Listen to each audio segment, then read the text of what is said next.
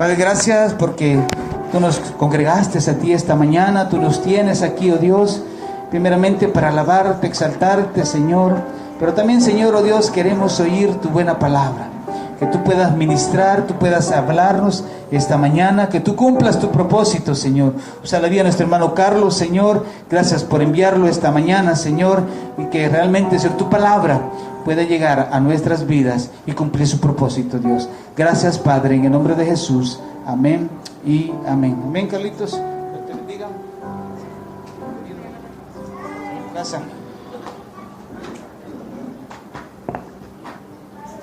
Unos, amén. ¿Se escucha, hermanos? Gloria a Dios, ¿verdad?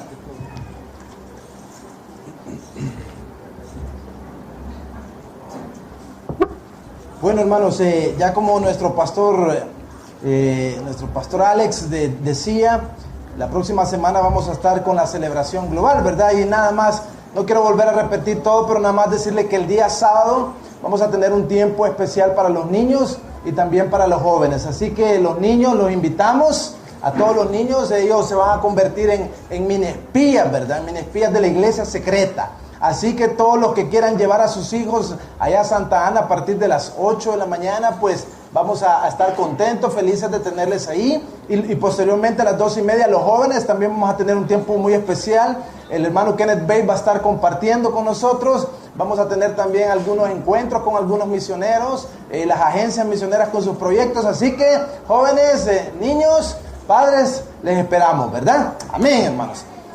Bueno. Primeramente, hermanos, darle las gracias en esta mañana por la oportunidad que nos conceden de estar acá, a mí y a mi familia. Me acompaña mi esposa, Marlene, mis hijos y mi tía Milady, que ha venido de los Estados Unidos también, ¿verdad? Ella es misionera también, recientemente estuvo en Jordania en un viaje misionero y pues ahí está siendo motivada por el Señor para llevar su gloria por toda la tierra, ¿verdad? Así que reciban, hermanos, un saludo muy especial de la iglesia en Santa Ana, del equipo pastoral y de toda la iglesia. Les amamos mucho. Esta iglesia es muy, muy amada, muy, muy querida por la iglesia de Santa Ana, y sé que también ustedes a nosotros, ¿verdad? Amén. Amén. Así que en esta mañana, hermanos, queremos con la ayuda del Señor compartir algo muy, muy importante, pudiéramos decir, unos aspectos de que todo creyente debe de conocer, que todo creyente debe atesorar y que todo creyente debe de poner su fe en el Señor y en lo que el Señor ha mandado en su palabra. Y el año pasado se estuvieron celebrando los 500 años de la Reforma Protestante, ¿verdad? Y este reciente mes pasado, en octubre, estuvimos celebrando, pues también cada octubre se celebra lo que es la Reforma Protestante, pero el año pasado fueron 500 años de la Reforma Protestante. Y fíjense que yo traigo un pequeño video por ahí, no sé si me lo pueden poner, de la Reforma Protestante, para que si alguien no conoce qué es la Reforma Protestante, pues pueda tener una idea de lo que es la Reforma o lo que fue la Reforma Protestante. Así que quisiéramos ver ese pequeño video, si nos ayudan a ponerlo ahí.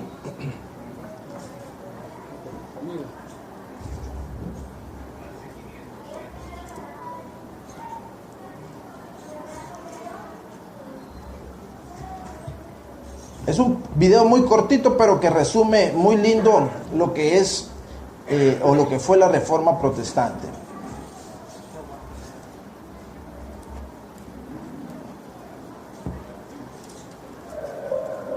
Hace 500 años, un monje alemán llamado Martín Lutero inició una protesta que resultó en un movimiento mundial. En ese entonces Europa vivía bajo la sombra de la Iglesia Católica Romana y era más un imperio que una iglesia. Coronaba y despojaba reyes y usaba su poder para mantener a las personas en la oscuridad de la superstición. Eso nos suena un tanto extraño, pero en cierto modo, los días de Lutero se parecían a los nuestros.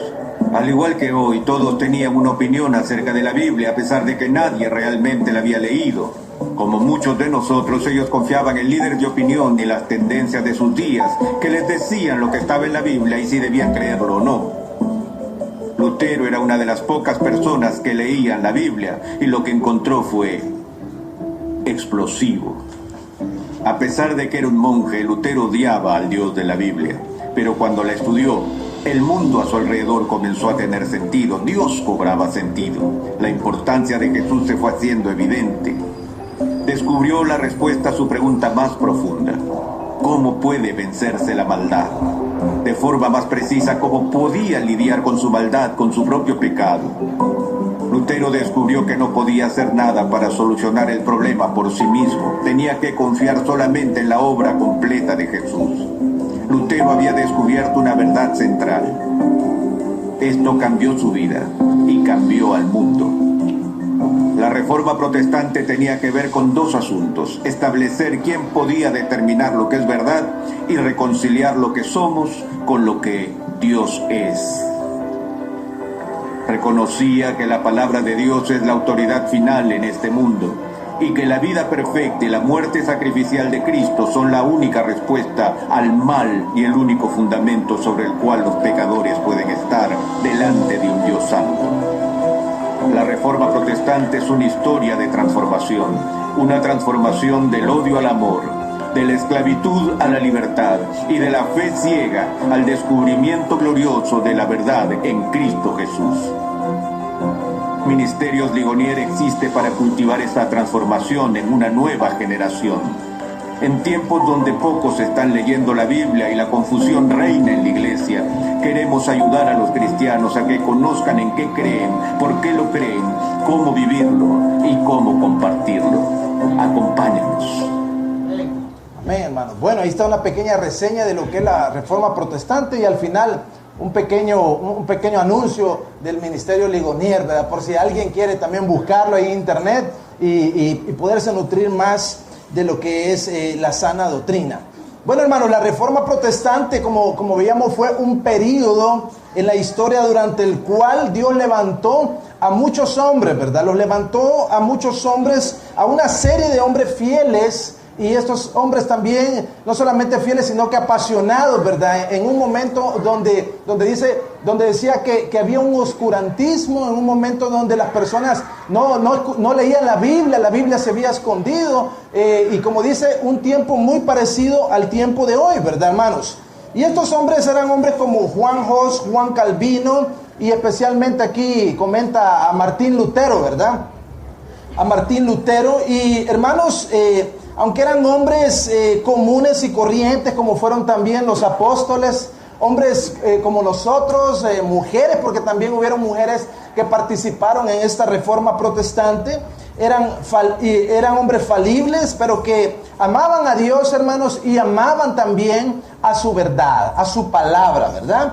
Y estos fueron usados por el Señor de manera muy, pero muy especial. Así como Dios quiere usarnos a cada uno de nosotros de manera muy especial. Como decía hermana Lorenita, nuestro propósito es poder compartir, llevar el evangelio. No solamente que toquen piano los niños o guitarra, sino que verdaderamente pueda quedar la semilla del evangelio, de la palabra en sus corazones, ¿verdad?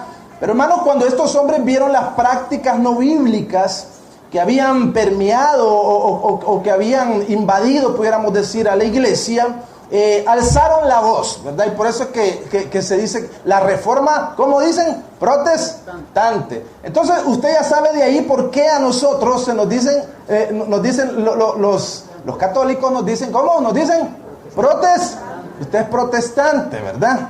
Bueno, mi esposa de manera especial, perdona que te pueda usar aquí, mi amor, ella trabaja en un colegio católico, ¿verdad? Y una vez la monja le dijo ahí, la protestante, le dijo así, fíjense. Y ella me contó eso, ¿verdad? Hoy entendemos bien por qué nos dicen los protestantes, ¿verdad? Porque protestamos, hermanos. Martín Lutero protestó a ciertas prácticas no bíblicas que se habían introducido en la iglesia, ¿verdad? Entonces, hermanos, lo que comenzó como una simple protesta para Martín Lutero culminó siendo un movimiento transformador, totalmente transformador de la iglesia y de toda la sociedad también, ¿verdad? Comenzando allá en Europa, ¿verdad? Y luego, hermanos, viniendo hacia América también.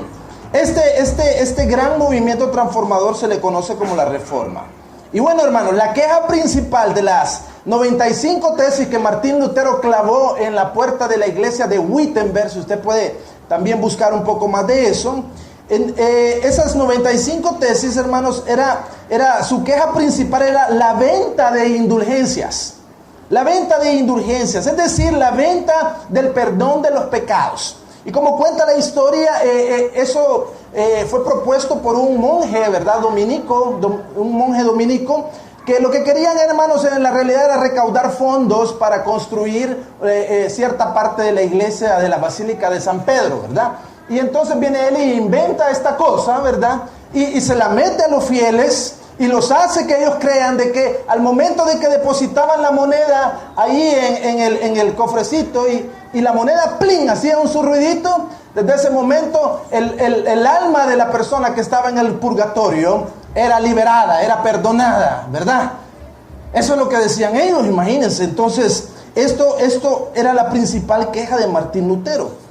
Y entonces, hermanos, esto contradecía abiertamente lo que Martín Lutero había descubierto en la Escritura. Por eso decía, él descubrió un boom, una bomba descubrió. Cuando él comenzó a leer la Escritura, él descubrió que esto que se estaba haciendo, esto que se estaba enseñando, esto que se estaba obligando a hacer, no era contrario, abiertamente contradecía a las Escrituras. Sin embargo, hermanos, esto inició todo un movimiento que culminó no solamente revisando esa doctrina de las indulgencias, sino que también, hermanos, vino y revisó totalmente, hermanos, toda la teología de la iglesia en Roma, que la iglesia en Roma practicaba y enseñaba, y que mantuvieron durante los años de los siglos 5 al 15 en oscuridad a la iglesia y en gran medida también a la misma sociedad, hermanos. Porque si la palabra de Dios no es enseñada, si la palabra de Dios no es accesible y entendida también por el Espíritu Santo, entonces el hombre está en oscuridad. Amén. Porque dice el salmista, lámpara es a mis pies, ¿qué? Tu palabra. Entonces la palabra es la que nos ilumina, la palabra es la que nos saca de la oscuridad, la palabra es la que nos hace conocer a Dios y su voluntad. Amén, hermano. Amén. Entonces, hermanos, por años los teólogos de la Reforma cuestionaron y cambiaron el entendimiento de la salvación del hombre, porque esto era algo medular. Y esto es algo que vamos a estar viendo en esta mañana. Y también, hermanos, no solo cambiaron esta parte, digamos, de lo que era el entendimiento de la salvación del hombre, sino que también, hermanos, toda la teología relacionada al plan de redención de Dios en la vida del hombre y en la humanidad. Con el paso del tiempo, hermanos, se hizo necesario resumir todo este nuevo entendimiento teológico, dando origen a lo que conocemos como las 5 solas, ¿sí? Las 5 solas o las 5, no es que ellas estén solitas, hermano, no, sino que es solo, por ejemplo, sola gracia, solo Cristo. Y esto es lo que vamos a estar viendo en esta mañana. Entonces, se conocen como las 5 solas o las 5 solamente. O las 5 solamente, o aquellas cosas que nosotros los creyentes, los cristianos, debemos de conocer, pero debemos de creer solamente en estas cosas. Entonces, la primera, hermano, que queremos ver, ahí está la diapositiva, gracias. La primera es sola escritura. Sola escritura. Gracias, hermano. Vamos a ver. Ahí está. Sola escritura. Esa es la primera sola, hermanos. Sola escritura, o solamente la escritura, o solamente la palabra de Dios, o solamente el testimonio de Dios. ¿Deben los creyentes creer en otras cosas, hermanos, en otro libro? No, ¿verdad que no? Dice que la palabra del Señor, toda la escritura ha sido inspirada por Dios y útil para enseñar, para redarguir al hombre en justicia. Y hermanos, si me acompañan, ahí está el texto, pero si usted busca en su Biblia, Isaías capítulo 8 y versículo 20. Isaías capítulo 8 y versículo 20. Dice así, ¿cómo dice? A la ley, dice, ¿y a qué? Y al testimonio. ¿Ha oído usted decir a algún hermano cuando alguien viene y le comienza a hablar una serie de cosas bien raras y le dice, hermano, a la ley y al testimonio, dice.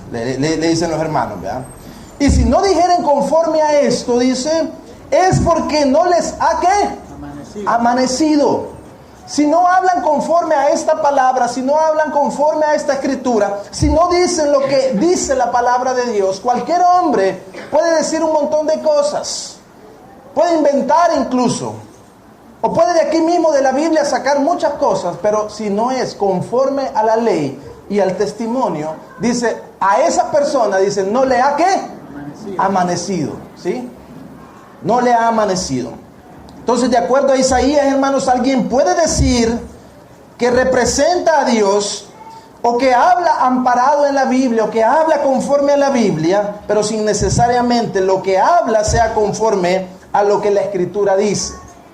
¿Ha oído usted a alguien que dice cosas y que no son conforme a la Escritura? Me imagino que sí, ¿verdad, hermano? Me imagino que sí. Según el texto, hermanos, en esta persona no hay un amanecer. O sea, como cuando uno ve el amanecer, ¿verdad? En la mañana todo está oscuro y al amanecer todo empieza ¿a qué? A aclarar.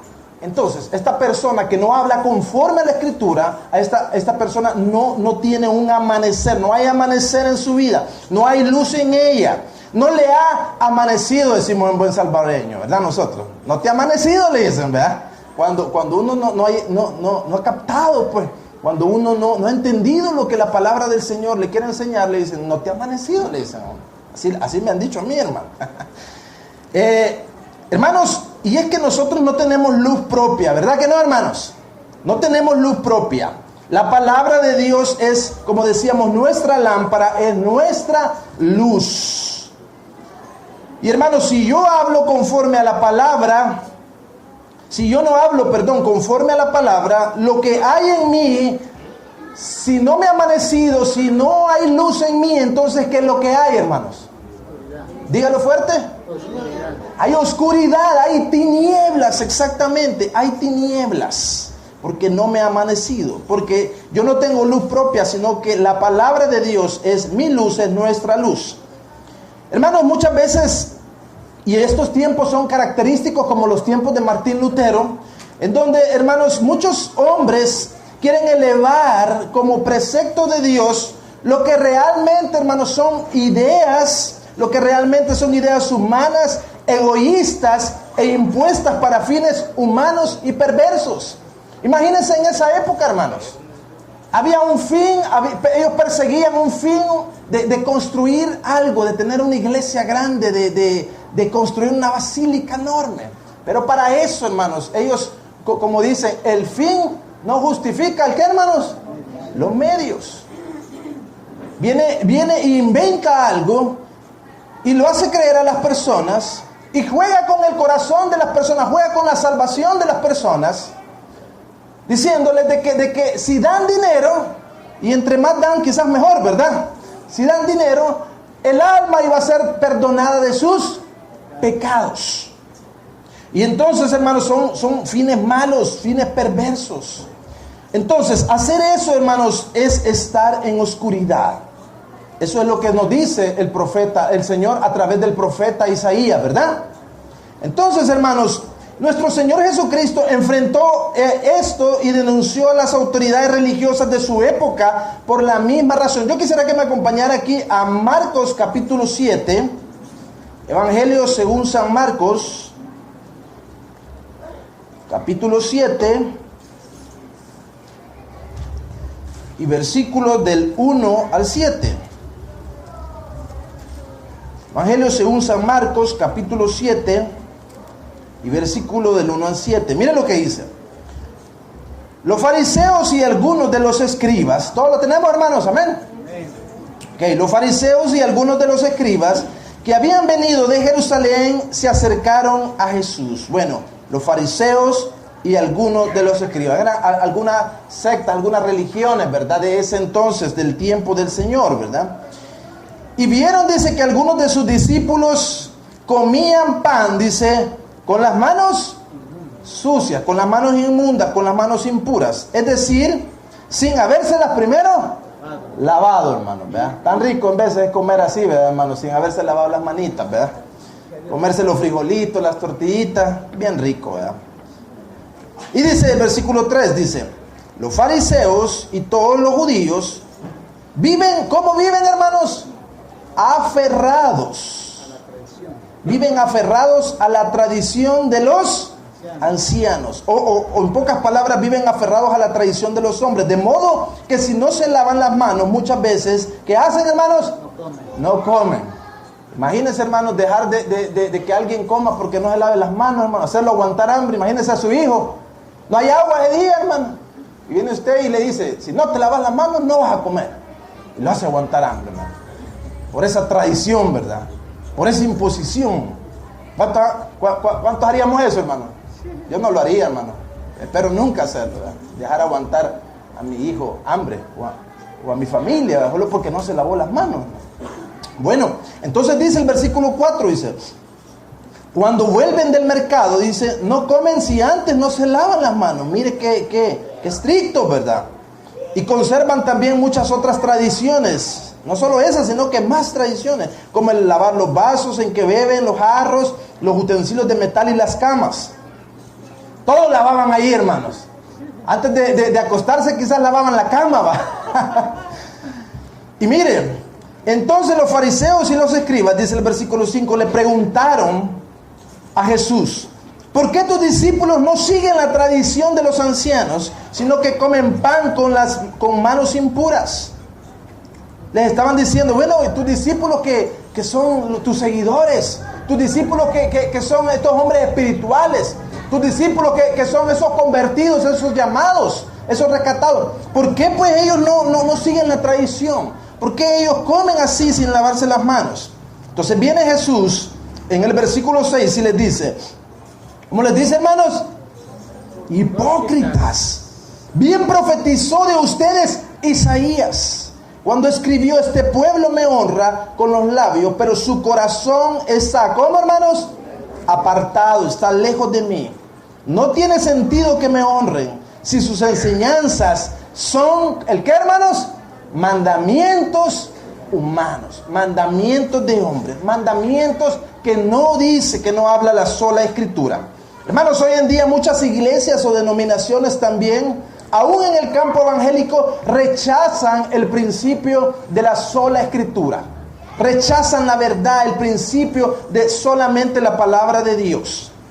Y la suficiencia que la escritura también tiene, porque la escritura, hermanos, es suficiente. Amén, hermanos. Amén. La escritura, sola escritura, es todo lo que nosotros necesitamos, todo lo que el creyente necesita en materia de fe y en materia de práctica. Amén, hermanos. Amén. La sola escritura. Entonces, hermanos, hoy en día estamos caracterizados por pudiéramos decir, una avalancha, una ola, hermanos, de iglesia, de hombres que se denominan apóstoles, que vienen con muchas aberraciones, hermanos, como por ejemplo, le voy a mencionar algunas, como por ejemplo, el evangelio de la prosperidad.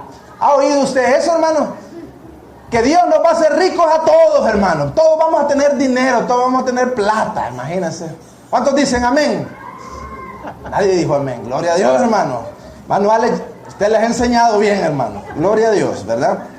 Pero así andan muchas iglesias, muchos pastores, muchos hombres diciendo que Dios nos va a hacer ricos, que usted es el hijo del rey, que usted no tiene que pasar ninguna calamidad en su vida, que usted tiene que tener una casa grande con piscina, esto, lo otro, un carro último modelo, usted tiene que hacer viajes porque usted es el hijo del rey. Pero también, hermanos, otras cosas como el reclama tu milagro también. ¿Ha oído eso? Pídele tu milagro al Señor. Pídelo, pídeselo. Ofréndale. Haz una maratón, haz esto, dale al Señor para que el Señor te dé también. ¿Qué más, hermanos? Como el decláralo, pídelo como tú quieras. Cierta ocasión, alguien me contaba que en una iglesia pedían las cosas hasta con el color, el tamaño y con los gustos exactos. Suéñelo, le decía. Piénselo, suéñelo, imagíneselo. ¿Cómo quiere su carro? Ahorita pensemos, mire, lo quiero año 2018, ¿verdad? Lo quiero color rojo. A mí el rojo me gusta. Asientos de cuero, ¿verdad? Bárbaro, con pantalla ahí, una pantalla. Y así empieza uno a pedir, hermano, y empieza a pedir. Y casualmente le sale, fíjese. Le sale, y entonces creemos que Dios, que ese Dios muchas veces. Pero mire qué más, hermanos. Como otras cosas como el ata, el desata, ¿verdad? Viajes al cielo, viajes al infierno, que ayer soñé que andaba en el infierno. Bueno, un montón de cosas, batalla espiritual, ¿verdad? Y tantas cosas. Gente que proclama que son apóstoles y aparecen otros locos que dicen que son el Mesías y son Jesús. Bueno, hermanos, una serie de cosas y de aberraciones, hermanos, que la gente dice porque rechazan el principio de ¿qué? De la sola escritura. John Blatcher, hermanos, un autor norteamericano, dijo lo siguiente: los hombres, dice, oiga bien, mire esto, los hombres no rechazan la palabra porque encuentran faltas en ella. Los hombres no rechazan la palabra porque encuentren faltas en ella, sino porque ellas encuentran faltas en los hombres. ¿Cuántos dicen amén a esto? La palabra es como un espejo, hermanos, que nos hace ver quiénes somos, cuál es nuestro pecado, ¿sí? ¿Cuál es nuestra naturaleza? Pero el hombre rechaza eso, rechaza la verdad. Y entonces, por eso rechaza la escritura, porque la escritura le dice al hombre quién es él claramente. Entonces, hermanos, el principio de la sola escritura nos recuerda que la palabra de Dios es la máxima autoridad. Amén, hermanos. Amén. La máxima autoridad en materia de fe y práctica. Por tanto, nada que contradiga la revelación de Dios puede regular la vida del creyente. Hermanos, nada que la escritura no le diga a usted no puede regular su vida. Amén, hermanos. Amén. Lo que aquí está es lo que Dios dejó, su revelación, y eso es suficiente, hermanos, para que su vida pueda caminar en el camino del Señor. Amén, hermanos. Amén. Pero lo segundo, hermanos, la segunda sola, que estos reformadores también, hermanos, llegaron a este entendimiento y pudieron resumir en la segunda sola, que es solus Cristo, o solamente Cristo. Amén, hermanos. Amén. Solamente Cristo. Yo quiero que me acompañe a Juan capítulo 14 y versículo 6. El Evangelio según San Juan, capítulo 14 y versículo 6.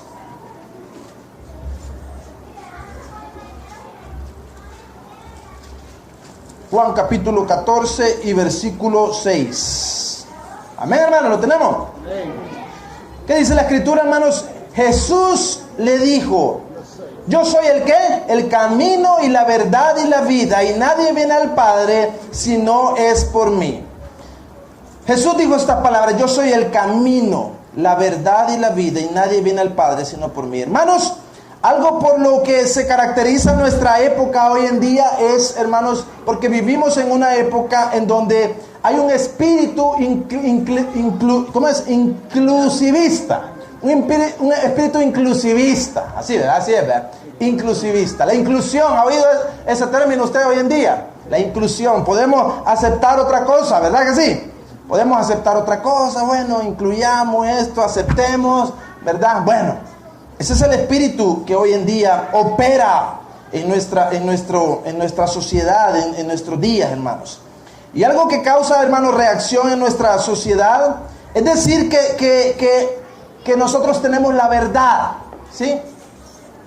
Hay personas, hermanos, que se enojan, que rechazan cuando uno les dice que Jesucristo es el camino, la verdad y la vida, y esa es la verdad absoluta.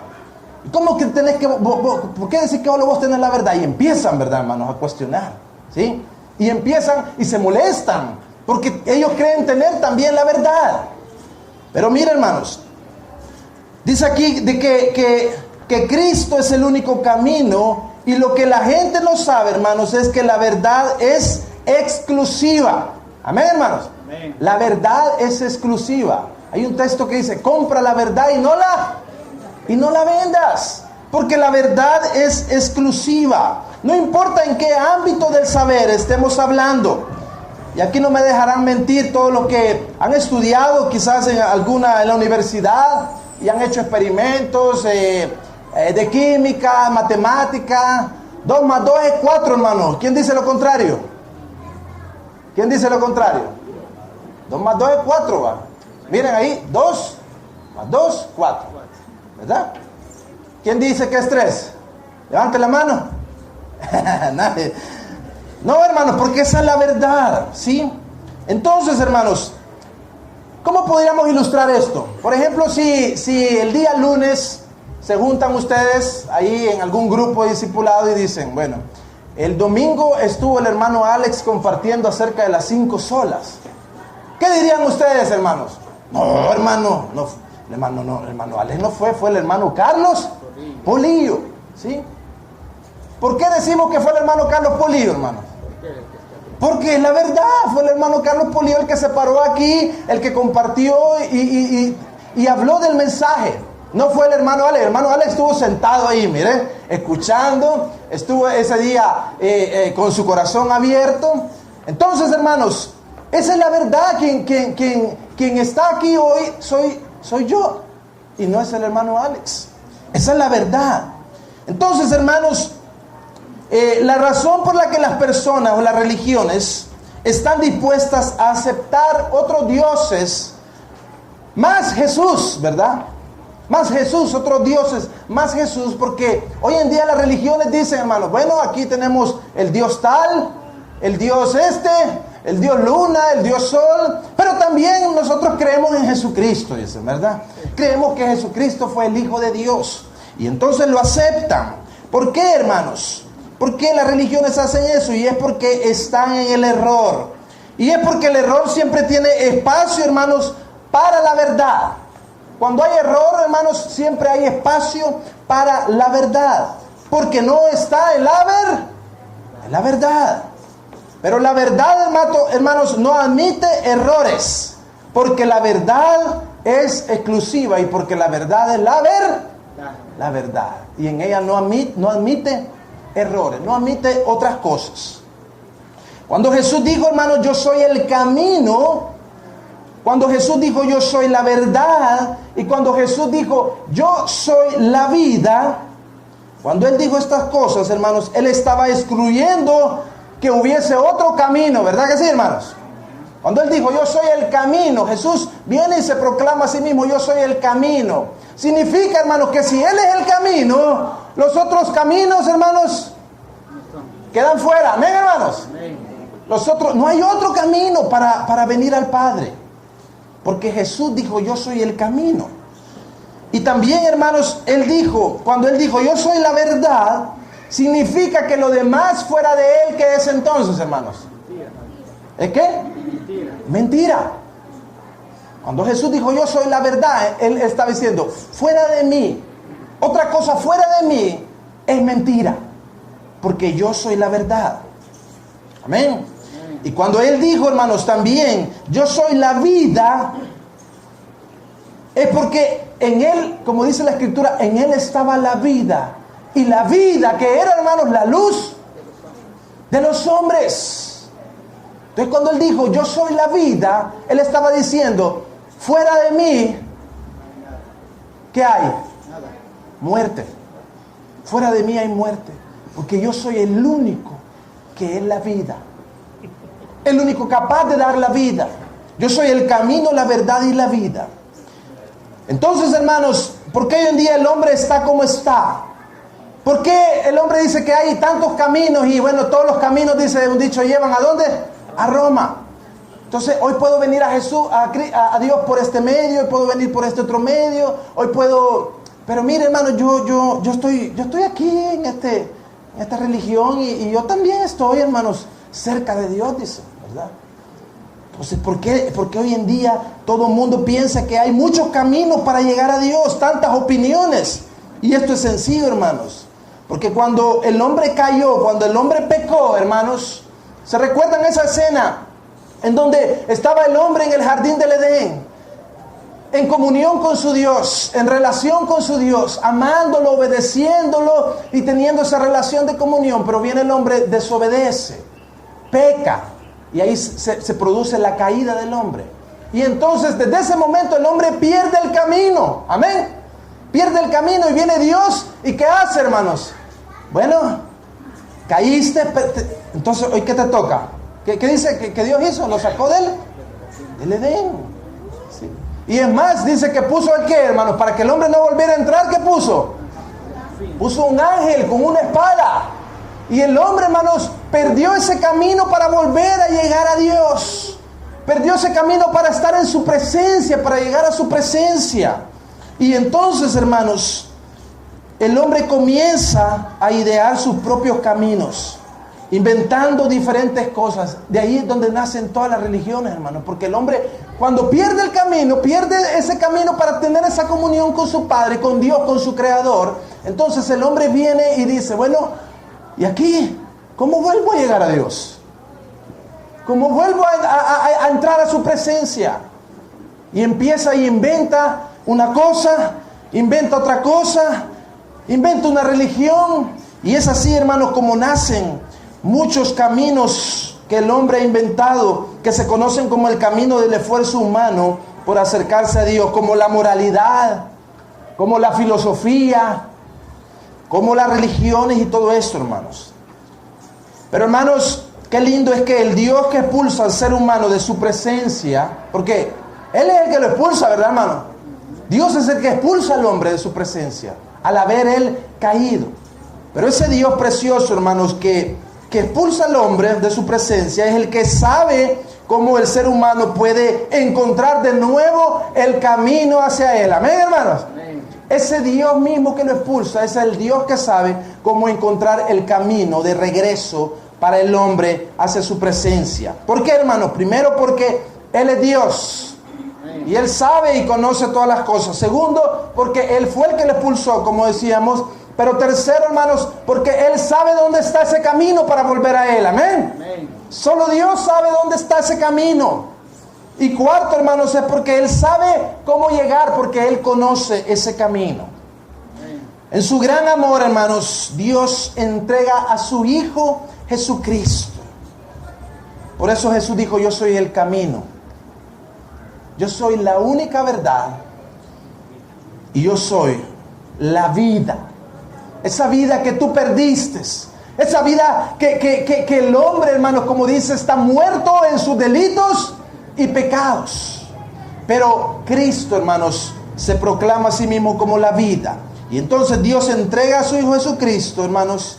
Y viene Cristo y también, hermanos, si me acompañan a Juan capítulo 7, a Juan 10, perdón. Juan capítulo 10, estamos cerquita. Juan capítulo 10 y versículos del 7 al 9, Él se proclama, hermanos, como la puerta. Amén. Amén. Dice Juan capítulo 10 y versículos 7 al 9, dice, una vez más Jesús les dijo, de cierto les digo, yo soy el ¿qué? La puerta de las ovejas. Todos los que vinieron antes de mí, ¿qué son? Ladrones, son mentirosos, están en el error y son salteadores porque están buscando otra manera de entrar al reino de los cielos. Pero las ovejas, dice, no los oyeron. Van a haber otros, hermanos, que van a ser engañados y que van a creer que hay otros caminos, van a creer que hay otra verdad, van a creer que hay otro que puede darle vida. Pero esos, hermanos, no son las ovejas del Señor, porque las ovejas del Señor reconocen la voz de su pastor. Y dice el versículo 9, yo soy la puerta. Y mire, el que por mí entrare, ¿qué va a hacer, hermanos? Será salvo y entrará y hallará pastos. Solo Cristo. Solo Él es la puerta, hermanos. Solo Cristo es el camino. Solo Cristo es la verdad. Aleluya. Y solo Cristo es la vida. Amén, hermanos. Amén. Por eso este principio nos enseña, hermanos, que la solución se encuentra solamente en Cristo, en nadie más. Amén. En ninguna otra cosa. Porque dice la palabra del Señor, porque no hay otro nombre dado a los hombres, dice, por el cual podamos ser, ¿qué, hermanos? Salvos. Solo el nombre de Cristo. Entonces, solo Cristo, hermanos, lo que nos dice es que la salvación se encuentra solamente en Cristo. Amén. Excluyendo hacia otro camino para llegar a Dios. Como decíamos, en ningún otro hay salvación, porque no hay otro nombre bajo el cielo dado a los hombres en que podamos ser salvos. Por eso, hermanos, cuando nosotros prediquemos el Evangelio, nuestra centralidad tiene que ser Cristo. Amén. Amén. Lo tercero, hermanos, sola fide, o solamente por fe, sola fide. Vamos, hermanos, aquí a Romanos 1:17, el libro de Romanos capítulo 1:17.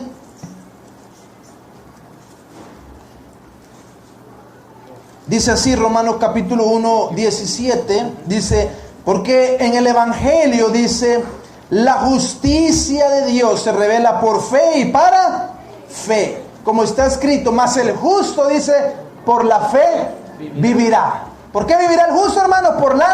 Por la fe. Amén. Entonces, hermanos, fíjense que Martín Lutero, hermanos, después de que él estaba atormentado, él se atormentaba por sus pecados. Porque él pecaba a cada momento, así como nosotros pecamos también, ¿verdad, hermanos? ¿O alguien aquí que no peca, hermano? Todos pecamos, ¿verdad? Pero él estaba atormentado por sus pecados y aunque los confesaba día a día, día y noche, él no tenía paz, hermanos. No tenía paz, él no se sentía perdonado. Él no se sentía libre de su pecado, ¿sí? Entonces, hermanos, pero un día él pudo entender que la justicia de Dios es aquella por la cual el justo vive por la fe. Amén. Amén. Que el justo vive por la fe. Que la justicia de Dios, que tiene que ver, hermanos, con esa rectitud moral que Dios demanda para que podamos entrar, para que podamos estar delante de Él en su presencia. Porque dice la Escritura que nadie puede entrar a Dios. Nadie puede venir a Dios, nadie puede entrar a su presencia con las manos impuras, con el corazón impuro.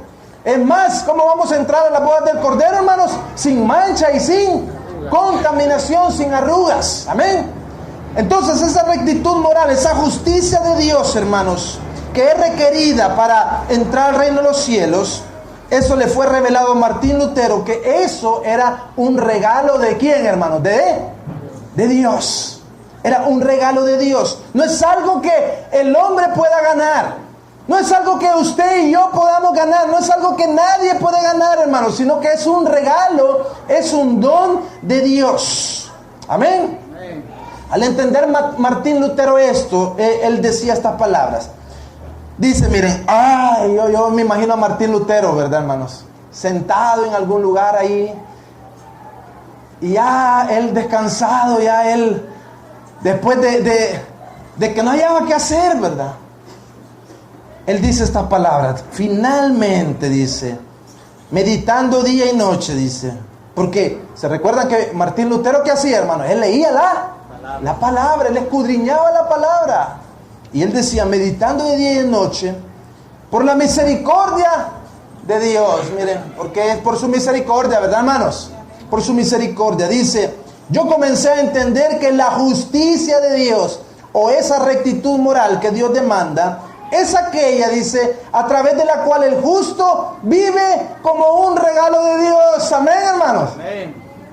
¿Cuánto estamos viviendo la justicia de Dios como un regalo? Amén. ¿Está viviendo usted, estamos viviendo la justicia de Dios como un regalo, hermanos? Amén. Esa rectitud moral que Dios demanda de nosotros, la estamos viviendo como un regalo de Dios. Y dice, con esto yo me sentí como si yo hubiese nacido de nuevo, dice, por completo, y que hubiese entrado al paraíso mismo a través de las puertas que habían sido abiertas ampliamente. Yo creo que definitivamente Martín Lutero ese día nació de nuevo, ¿verdad, hermanos? Amén. Porque él entendió que la justicia de Dios es aquella por la cual el justo vive por la fe. Amén. Pero así hoy en día, hermanos, muchos hombres no entienden estas palabras de cómo por fe el pecador puede adquirir la justicia de Dios. Así como hoy en día, hermanos, muchas personas no entienden esto y piensan que para entrar en el reino de los cielos, que para venir a Jesús hay que darle una ayudadita a Dios. Cierta ocasión yo compartía con algunas personas cuando era joven, ¿verdad? Y salíamos a predicar con los jóvenes, a compartir el Evangelio. Yo les hablaba, y a veces a amigos también, yo les hablaba del Evangelio. Y ellos me decían, mire, sí, me gusta, está bonito, yo he visto cómo usted ha cambiado, pero fíjese que yo tomo, yo soy adúltero, yo soy esto, y empezaban a mencionar todos los pecados, ¿verdad? Y decían, pero fíjese que... primero, para ir a la iglesia, porque así le dicen, ¿verdad? Para ir a la iglesia primero tengo que dejar estas cosas primero. Tengo que dejar de la bebida. Tengo que dejar las malas palabras. Tengo que dejar esto, tengo que dejar lo otro. Y entonces viene el hombre y empieza a quererle ayudar a Dios. Y a decir, bueno, Señor, antes de yo venir delante de ti, antes de hacerme cristiano, y porque para hacerme cristiano de veras yo tengo que hacerme un buen cristiano, porque no voy a andar jugando, dice la gente, ¿verdad? Entonces, pero antes yo quiero primero quitarme todas estas cosas. Como que uno solo pudiera, ¿verdad, hermanos? Quitarse todas esas cosas. O pudimos nosotros, hermanos, quitarnos todas aquellas cosas en las cuales nosotros vivíamos antes. Dice, en los deseos de nuestra mente, en nuestros pecados, en la vanidad de nuestra mente. ¿Cuántos pudimos, hermanos? No podíamos, ¿verdad que no? Necesitábamos, hermanos, la ayuda del Señor. Entonces el hombre quiere ayudarle a Dios, hermanos. Incluso, hermanos, muchos quieren hasta comprar la salvación de Dios, como veíamos, hermanos, en la época de Martín Lutero, con las indulgencias, ¿verdad? Pero la Escritura, hermanos, nos dice enfáticamente que el perdón de pecados, que la salvación y que la justicia de Dios, el hombre solo la puede obtener a través, hermanos, del regalo y de la dádiva y del don de Dios, que es a través de la fe. Amén, hermanos. ¿Cuántos creímos, hermanos? ¿Cuántos hemos creído? Y ese día que nosotros creímos, hermanos, Cristo, hermanos, nos dio nueva vida. Amén. Yo vi cierta ocasión el testimonio de mi madre. Dice mi madre que lo primero, hermanos, que cuando ella creyó en el Señor Jesucristo, que se le quitaron fueron las malas palabras. Las malas palabras. Yo no sé si también en usted fue.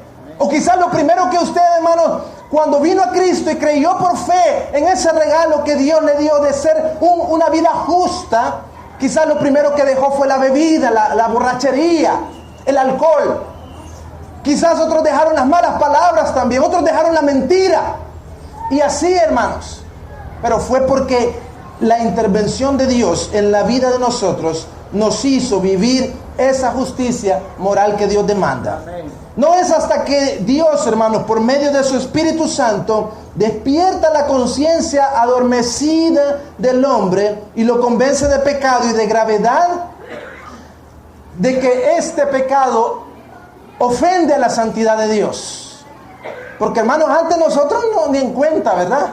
El pecador ni en cuenta que está ofendiendo a Dios, no tiene conciencia de eso. No es hasta que Dios le revela que su pecado le ofende, que su pecado pudiéramos decir, su pecado lo ofende de una manera tal que no es hasta que el hombre, hermanos, entiende esto por medio del Espíritu de Dios.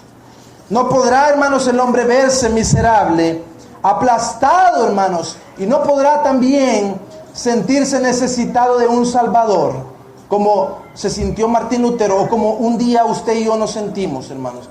El pecador, hermanos, seguirá pensando que su justicia está por encima de Dios, y va a seguir diciendo, no, que primero antes de hacerme cristiano, dicen, primero voy a dejar de hacer esto. Piensan que sus obras, piensan que su justicia está por encima de la justicia de Dios.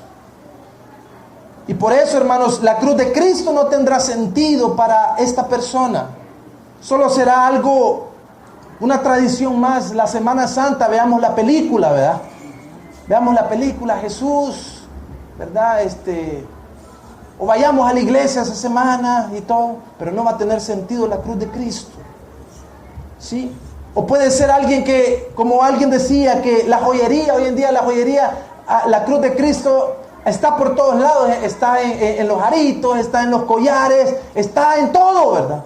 Pero esa cruz no tiene sentido para las personas, porque no ha sido despertada esa conciencia. Lamentablemente, hermanos, hoy en día esto no ha cambiado ni para la iglesia de Roma, como lo veíamos en la historia de la Reforma, ni en la mente de muchas personas. Todavía, hermanos, muchas personas piensan que los pecados son perdonados a través de las obras y de los sacrificios. Cuando la Escritura, hermana, nos enseña que por las obras de la ley ningún hombre, dice, ¿será que, hermanos? Justificado.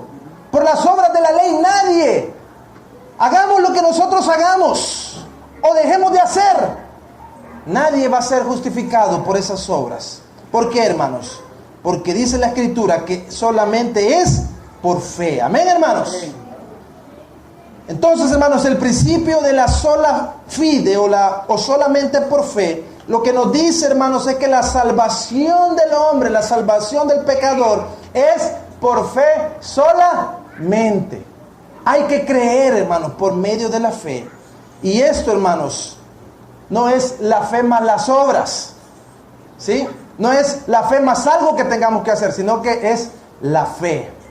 Es creer en ese regalo, es creer en ese obsequio, es creer en ese don que Dios nos dio. Pero lo cuarto, hermanos, como dice acá, es solo por gracia o sola gracia. Esa es la cuarta sola, hermanos, solamente por gracia. Vamos a Efesios capítulo 2, y versículo 8 al 9. Vamos a correr un poquito, hermanos. Dice Efesios 2, del 8 al 9, dice: porque por gracia sois, ¿qué, hermanos? Salvos por medio de la fe. Y esto no de vosotros, pues es un don de Dios, no por obras, para que nadie se gloríe. Entonces, hermanos, lo que nos dice la sola gracia es que la salvación, hermanos, somos salvos por la gracia de Dios. ¿Pero qué es la gracia de Dios, hermanos? Como decíamos, la gracia de Dios es un regalo. La gracia de Dios, hermanos, es un don, es un obsequio. De lo contrario, hermanos, nosotros no podríamos haber creído si Él no nos hubiese regalado la fe. No nos hubiera regalado gratuitamente, hermanos, el poder creer. Porque esto, hermanos, no proviene de ningún hombre, esto no proviene de nadie. Porque dice el libro de Romanos que todos nos extraviamos, que todos nos perdimos, aún nos hicimos inútiles. No hay quien entienda, dice, no hay quien busque a Dios. Por eso, hermanos, la gracia de Dios es aquella, hermanos, que nos permite poder creer a través de la fe. Pero dice, hermanos, Juan capítulo 1, versículo 12 y 13, no lo busque, pero dice: mas a todos, dice, los que le recibieron, a los que creen, ahí va la fe, ¿verdad, hermanos? A los que creen en su nombre, ahí va la fe. ¿Qué hizo Dios? Les dio potestad de ser hechos hijos de Dios, los cuales no son engendrados de sangre, ni de voluntad de carne, ni de voluntad de varón, sino de Dios. Esto proviene de Dios, hermanos. Y la razón, hermanos, por la cual el cristianismo puede ofrecer el amor de Dios de manera incondicional, gratuitamente, por gracia, es porque hubo alguien, hermanos, hubo una persona que pagó la deuda pendiente por nosotros. Amén. Y esa persona es Jesucristo.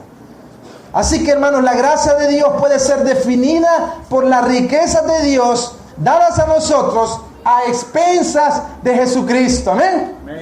Las bendiciones, las riquezas de Dios dadas a usted y a mí y a todo aquel pecador que cree y se arrepiente, esas riquezas de Dios son dadas a nosotros a expensas del sacrificio de Cristo, del Cordero de Dios que quita el pecado del mundo. ¿Pero por qué por gracia, hermanos? Bueno, el texto lo dice. Como dice Efesios capítulo 2 y versículo 2 al 5, dice: ¿sabe por qué es por gracia, hermanos? Es por esto, mire. Y Él os dio vida a vosotros cuando estabais, ¿cómo? Muertos. ¿Cómo estábamos, hermanos? Muertos en nuestros delitos y pecados, en los cuales anduviste en otro tiempo, siguiendo la corriente de este mundo, conforme al príncipe de la potestad del aire, dice, el espíritu que ahora opera en los hijos de desobediencia, entre los cuales también todos nosotros vivimos en otro tiempo, en los deseos de ¿qué, hermanos? De nuestra carne. La carne nos decía: hace esto otro. ¿Y qué hacíamos nosotros, hermanos? Ahí íbamos, ¿verdad? Bien obedientes, ahí íbamos. Pero ¿qué más dice, hermanos?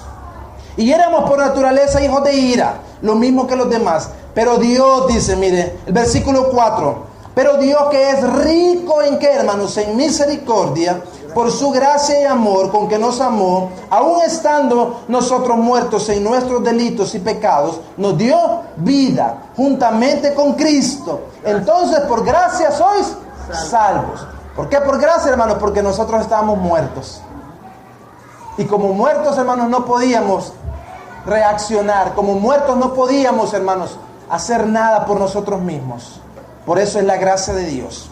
Pero el texto en el versículo 4 dice, porque Dios es rico en misericordia, en gran amor con que nos amó, dice. Amén. Estábamos muertos en nuestros delitos y pecados, dice. Y Dios, hermanos, nos dio vida y vida en abundancia. Qué lindo es el Señor, hermanos. Así que, hermanos, quizás la mayor evidencia, hermanos, de la gracia de Dios somos nosotros mismos. ¿Cuántos pueden decir eso, hermanos? Que la mayor evidencia de la gracia de Dios es nuestra vida, ¿sí? Nosotros mismos. Porque, hermanos, si no nos hemos visto nosotros así, hermanos, cada día en nuestra vida, si no nos hemos visto así, hermanos, si usted no se ha visto de esta manera, es porque no nos hemos visto a nosotros mismos. Cada día, hermanos, nuestra vida testifica de que es por gracia. Amén, hermanos. Porque en nosotros hay suficiente maldad para que nos perdamos una y otra vez. ¿Cuántos dicen amén de esto, hermano? En mí, hermanos, hay suficiente maldad para yo volver atrás. Pero es la gracia de Cristo que me sostiene. Es la gracia de Cristo que le sostiene. Cuando usted está a punto, hermanos, de quizás de tirar la toalla. Cuando usted está a punto quizás de decir, Señor, ya no puedo. Cuando usted está a punto quizás de decir, Señor, me veo, hermano, me veo, Señor, y cada día me veo tan pecador, me veo tan malo, Señor. Pero tu gracia me da esa fuerza, tu gracia me ayuda a seguir adelante, tu gracia hace que yo pueda tener esa demanda moral delante de ti. Tu gracia me hace ver como un justo. Tu gracia es la que me ayuda cada día. Y nosotros, hermanos, podemos ver que caminamos cada día por gracia. Amén, hermanos. Cada día caminamos por gracia. Dice Efesios 2, capítulo 4 y 5, dice que es por misericordia, hermanos. ¿Por qué, hermanos? Porque la misericordia es no recibir lo que merecemos, hermanos. ¿Qué merecíamos nosotros, hermanos? El juicio de Dios. Pero viene Dios y en su misericordia no nos da lo que merecemos. Y la gracia, hermanos, es recibir lo que no merecemos. Porque ¿cuántos de nosotros merecíamos la salvación? Yo no la merecía. Y es más, dice la Escritura que nadie, todos estamos bajo condena. Todos están bajo condenación, dice. Nadie por haber pecado, porque Adán pecó, todos hemos sido constituidos pecadores. Pero entonces, hermanos, pero la gracia de Dios es aquella que nos da aquello que no merecemos. Y su amor, hermanos, es porque es su amor incondicional. Él nos ama, Él ama al pecador, hermanos, y ama al pecador más pecador, hermanos. Ama a aquel que está más hundido. Ama a aquel que está en las profundidades del pecado. Y lo ama, ¿sabe por qué, hermanos? Dios no nos amó, no dijo, bueno, yo voy a amar a José porque él es menos pecador que Juan. Por eso lo voy a amar. Uno ama así de esa manera, ¿verdad, hermano? Al que se porta bien, uno lo ama más, ¿verdad? Y al que se porta más, uno lo ama menos. Pero Dios, hermanos, no es así. Su amor es incondicional. Él nos ama a todos por igual, hermanos. Así que, hermanos, la sola gracia lo que nos dice es que la salvación es un don de Dios. Por tanto, es algo que el pecador recibe de forma inmerecida, basada en los méritos de Cristo alcanzados durante su vida, muerte y resurrección. Pero la última, hermanos, la última, ¿cuál es la última, hermanos? Solo a Dios la gloria, o solideo gloria. Solideo gloria, hermanos. Es la última de las solas que queremos ver en esta mañana. Hermanos, a pesar que esta frase a Dios sea la gloria, bueno, a veces lo cantamos, ¿verdad? A Dios sea la gloria, a Dios sea la gloria, y cantamos, ¿verdad? Esta frase, hermanos, es tan corta, tan sencilla, y suena interesante y hasta emocionante para nosotros. En el ámbito de lo teológico suena, dicen, ¿cuál es el fin último del hombre? Darle la gloria a Dios. Eso es lo que dice la confesión de Westminster, ¿verdad? El fin último de todo hombre es vivir para su gloria.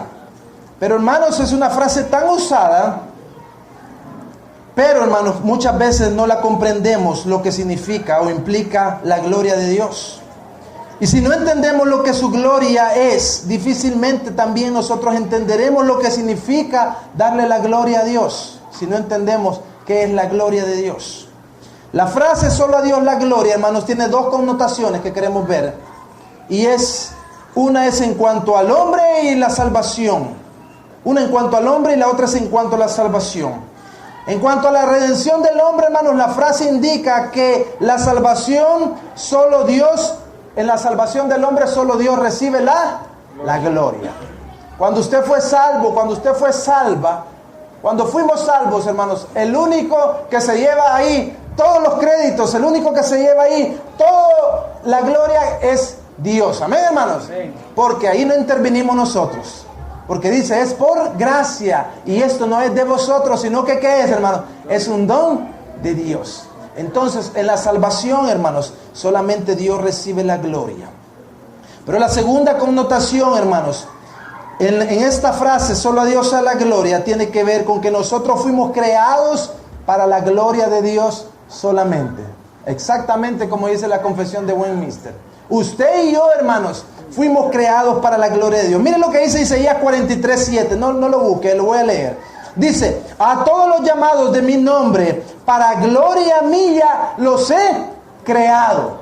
A todos los llamados de mi nombre. ¿Quiénes hemos sido llamados por su nombre, hermanos? Todos aquellos que hemos venido a Cristo, que Dios nos ha llamado por su misericordia, todos los que hemos sido llamados, la iglesia que ha sido llamada, dice, todos los llamados por mi nombre, dice, los he creado para gloria mía, los formé y los hice. Entonces, hermanos, Dios muestra un interés en manifestar en que todos los llamados por Dios tenemos un propósito. ¿Cuántos sabemos, hermanos, que todos los que hemos sido llamados, si usted ha sido llamado por Dios, si usted ha sido rescatado, si usted ha sido salvo por la gracia de Cristo, usted tiene un propósito en su vida?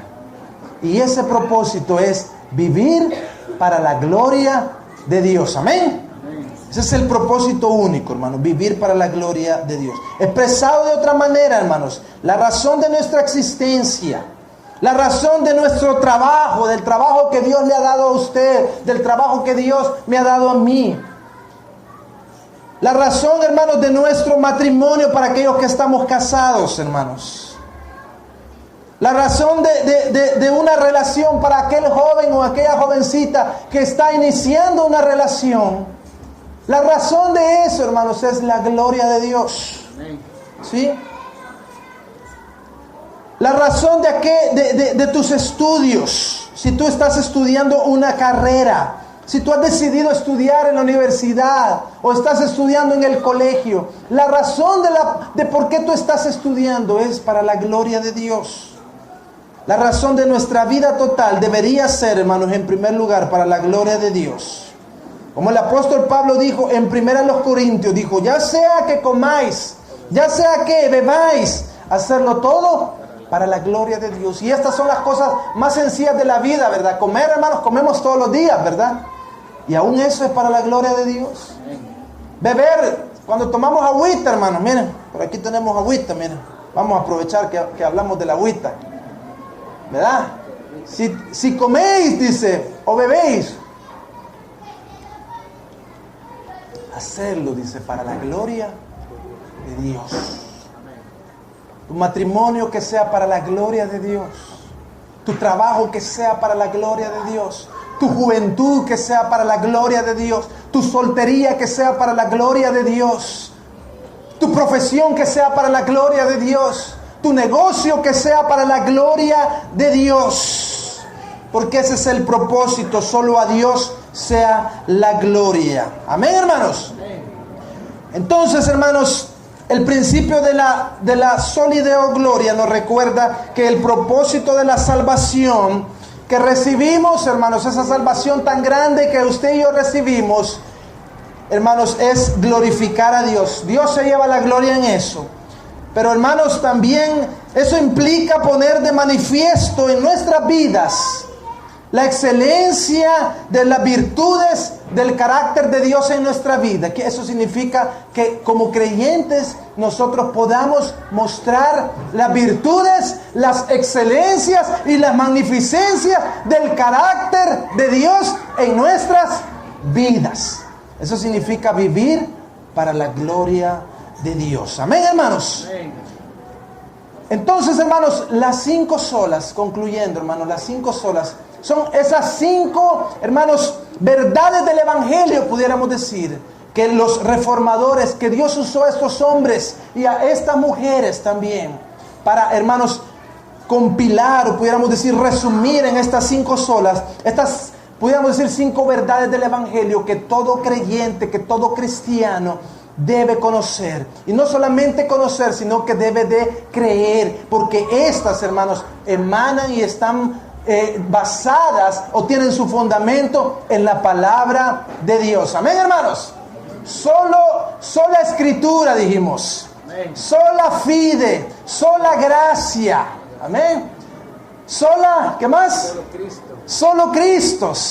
Y finalmente, soli Deo gloria. Solo a Dios sea la gloria. ¿Cuántos, hermanos, queremos finalizar en esta mañana decirle: Señor, queremos darte la gloria a ti solamente? Amén, hermanos. Amén. Yo les invito, hermanos, que nos pongamos de pie y podamos entonar ese canto precioso, hermanos, que quizás resume, hermanos, un poco estas 5 verdades del Evangelio, ¿verdad?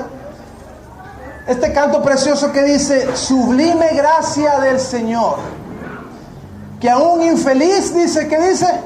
Salvó. Hermanos, ¿cuántos antes de venir a Cristo éramos infelices? Amén. Tal vez podíamos tener buenas cosas, buenos trabajos, pero aún así, hermanos, éramos infelices. ¿Por qué, hermanos? Porque no teníamos la verdad, porque no teníamos la vida y porque no teníamos ese camino para venir a Dios, para estar en comunión con Dios. Pero dice el canto: sublime gracia del Señor. Qué preciosa es esa gracia del Señor, que nos ha dado ese don de la salvación, ese regalo de la fe también, para poder creer en Él. Y esto es porque esto es un don de Dios, ¿sí? Qué sublime esa gracia que nos permitió creer en Cristo. Amén. Que a un infeliz salvó, dice. Estábamos ciegos, hermanos. Aleluya. Y si hay alguien aquí en esta mañana que aún no ha venido a Cristo, que aún continúa, quizás está infeliz, quizás puede tener, como decíamos, un buen trabajo, puede tener una buena carrera, puede tener una muy linda familia incluso, pero aún así no se siente satisfecho o no se siente satisfecha. Y esto es porque aún no ha conocido a aquel que verdaderamente puede satisfacer nuestros corazones y nuestras vidas totalmente. Porque dice la Escritura que en Él habita toda la plenitud de la deidad y Él lo llena todo en todo. Solo Cristo, hermanos, es el único que puede llenar nuestros corazones. Pero que en esta mañana podamos darle la gloria a Dios, podamos darle la alabanza, podamos darle la adoración y poder entonar este precioso canto. Y cuando usted lo entone, hermano, usted puede decirle: Señor, gracias, regocijarse, alegrarse, porque Dios usó a estos hombres para que nosotros podamos tener este tesoro, hermano, precioso, de estas 5 verdades del Evangelio. Pero si usted no ha venido a Cristo y usted quiere alegrarse también, usted quiere gozarse, usted quiere pedirle a Dios en esta mañana que le pueda dar fe, si usted en esta mañana ya intentó de muchas maneras, intentó por muchos caminos, como dice, intentó saltarse por aquí, venirse por acá y no ha podido encontrar el camino hacia Dios, en esta mañana la palabra le ha dicho que solamente en Cristo hay salvación.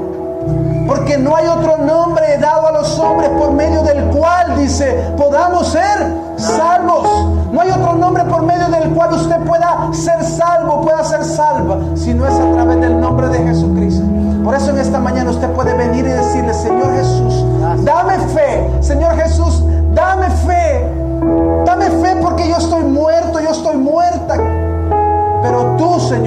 la vida. Y tú puedes darme fe. Así que en esta mañana, mientras entonamos este canto, usted puede orar, puede clamar y puede pedirle a Dios que le dé fe. Sublime gracia del Señor, que a mí feliz salvó.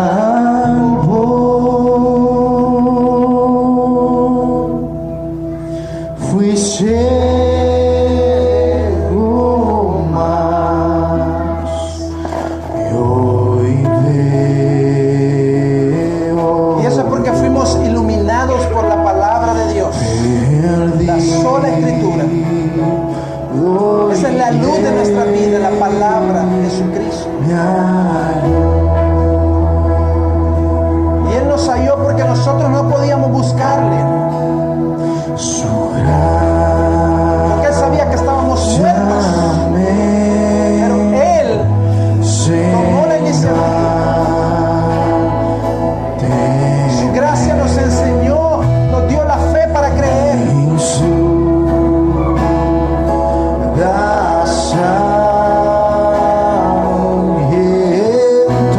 verdad esparció toda duda, todo temor, toda mentira. Porque Él es la verdad, Cristo es la verdad, Cristo es la vida. Qué precioso ha sido nuestro ser, habernos encontrado con nuestro Salvador, y que Él nos haya transformado, que Él nos haya cambiado, y que Él nos haya dado vida eterna, salvación y redención. Ahora usted puede darle gracias por adorar, porque fuimos libres de nuestras cadenas, de nuestros pecados. Usted puede alzar sus manos y adorarle, decirle: sublime gracia, preciosa gracia, inmenso amor incondicional. Ahora usted puede regocijarse.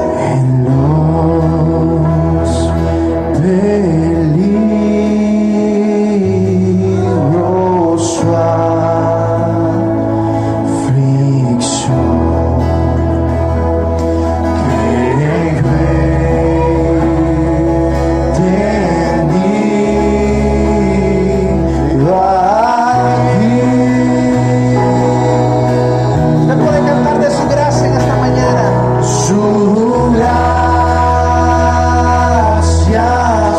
Porque la gracia del Señor es el que lo va a guiar.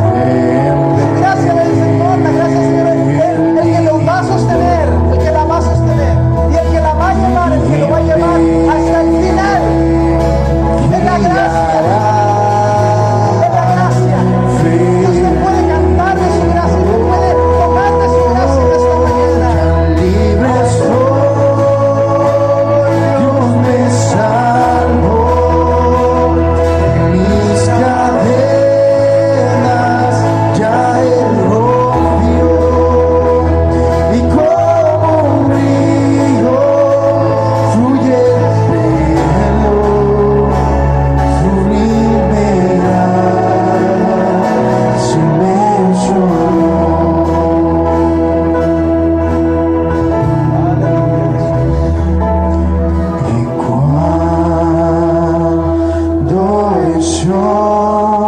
Un día, hermanos, vamos a estar en su presencia completamente.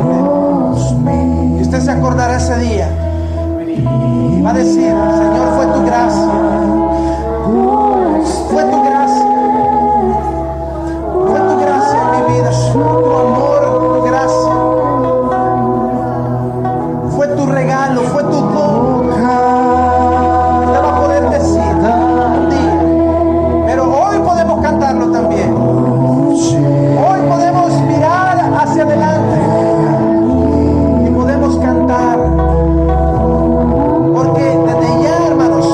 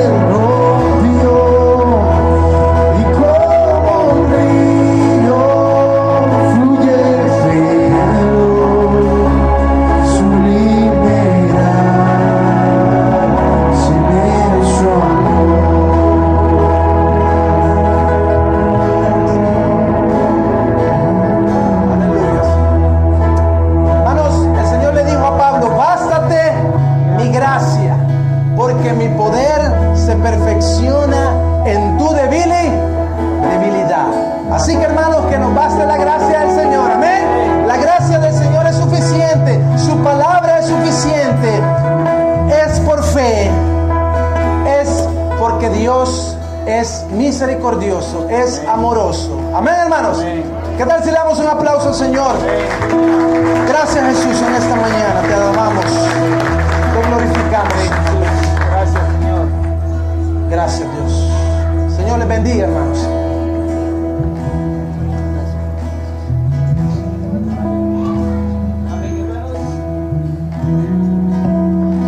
Gracias al Señor.